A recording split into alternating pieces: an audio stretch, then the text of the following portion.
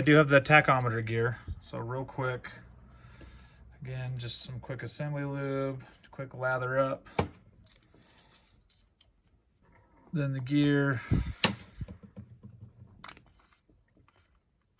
Okay, so there's the tachometer, and then I have one washer right there that I'm gonna have to make sure I pay attention to.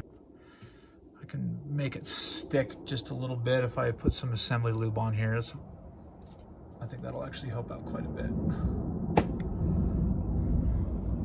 Okay, now I'm done with this side of the crankcase. Okay, so I've got it flipped around. I went ahead and applied a little bit of assembly lube. So now I've just got to set this bearing oil seal, the socket technique. This one should be big enough. So I'm gonna use my thumbs to see if I can get it started first, because it actually might be better if I just push it in with my thumbs all the way around, because one thing you don't want to do is catch an edge and tear the oil seal. So now I think I can take that socket. Yeah, that's working pretty good. Just keep working it around. So the 29mm actually works a little bit better to get it flush, but that looks pretty good. A couple of turns, looks like everything is still good. So now I've got to install the magneto, but I've got to look at the magneto, and I think there's just a decent amount of corrosion and stuff on here, and I want to go through really carefully the wires and stuff. Like, I'm actually going to spend some time cleaning this up before I reinstall it. So I got a little bit of that corrosion off. I mean, I didn't take the thing apart because some of these connections, you know, they still look good. I assume that they're good. So I'm really like treating this very delicately. I'm going to get some dielectric grease and just kind of start coating some of this stuff, some of these metals and stuff, just to prevent it from re-corroding. But as you can see, I did replace the screws. I replaced those pan head screws with these socket head screws, and I think that I'll be able to torque these to, you know, kind of a more, just like I did with the other ones. I just want to be able to torque them. Okay, so it's telling me I've got to follow the process for the 125. The 125 actually has points, contact points. The 175E has a CDI. So it looks like there's still something that I need to get lined up.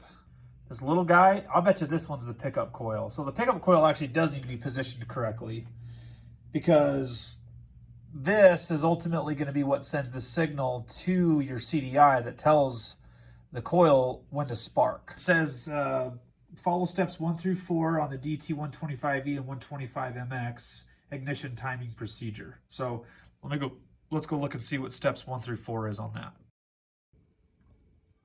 Okay, so to set the timing on this 1978 Yamaha DT175E, which has CDI ignition, so capacitor discharge ignition, it does not use points, okay?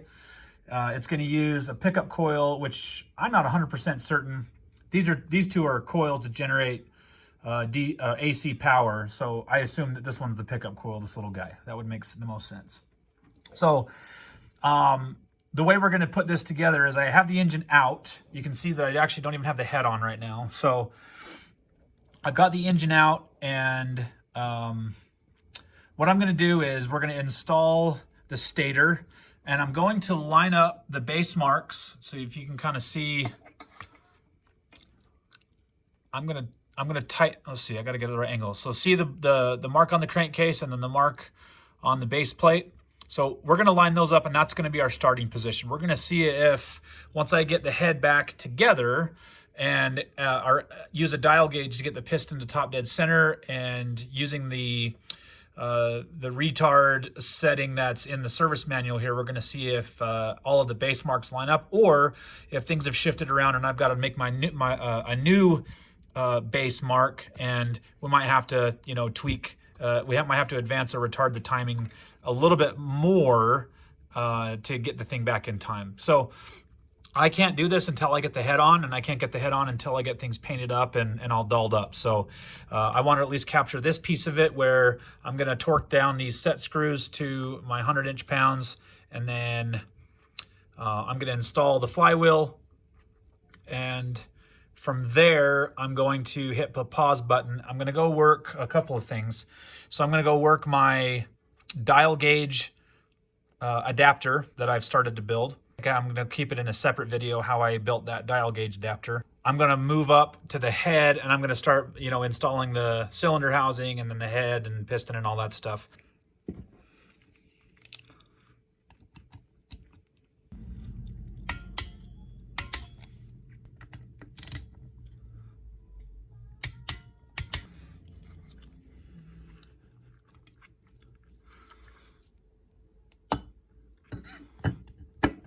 I got to make sure it's lined up with that Woodruff key. So lock washer first, then the nut. All right, let me get the torque setting. All right, so the flywheel nut needs to be torqued to 36 foot-pounds, 430 inch-pounds. Okay, so ultimately the question will be is, do these marks line up? So you can kind of see, if you look back there, you can see the mark on the crankcase. Let's get some light in there. And then we know that that mark on the crankcase lines up with the base plate of the stator. And then you've got the marks on the magneto. So that's what we're going to do is use the dial gauge to test to make sure that we don't have a new mark on the crankcase that we need to line up with the magneto.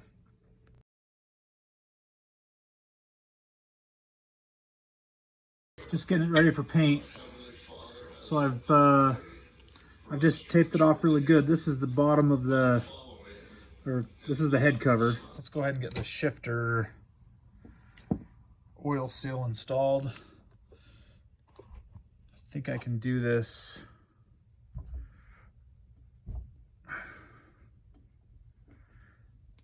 No, you know what? I'm not going to chance it. I'm actually just going to remove this bolt real quick, and then I'll just retorque it. It's not a big deal. Okay, so I removed that bolt just so I can slide this in and won't have any obstruction.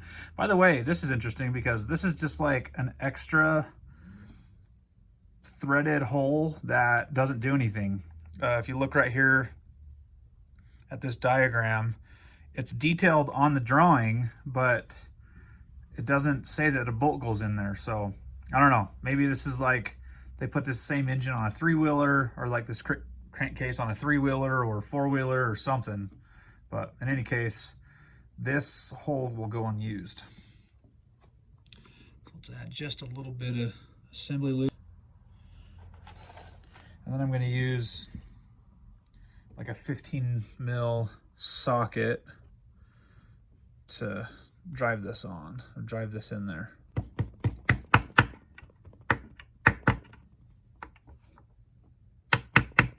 Okay, and then I'll go ahead and reinstall this bolt and torque it back.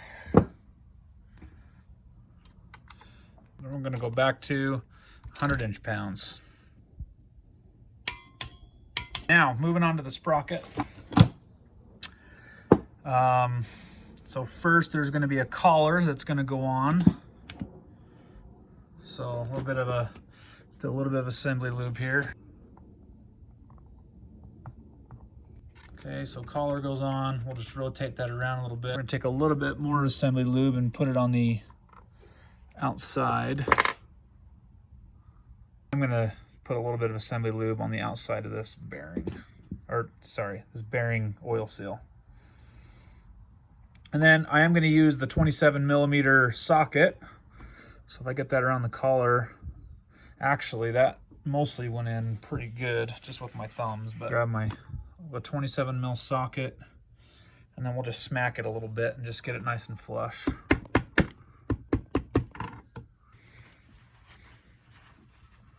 So now that we got that, then on goes the sprocket, and then a spacer.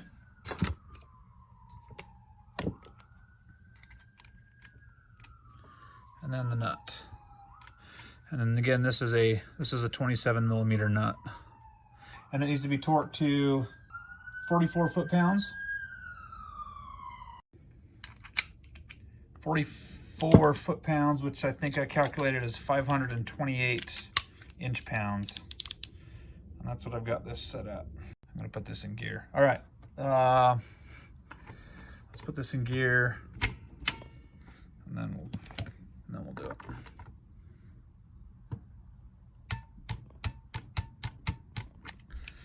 Okay, so now I'm just gonna bend these tabs back over, and then the sprocket's done. Basically, as soon as I get the head installed, which it's not, paint is drying right now. You can see that I've got the head bolts painted with high temp paint. So I'm painting it a flat black color. So this is 2000 degree paint. Right now the other two head pieces are, the paint is drying right now. So once my head paint dries, in fact, I am going to follow the directions on the paint can, and I'm going to go throw the two head pieces in the oven at like 230 degrees for 30 minutes and just cure the paint really well. So then when I get the head put on, get everything torqued down the way it should be, then I can go ahead and time it, and then make sure that everything is good to go for me to put the magneto cover on.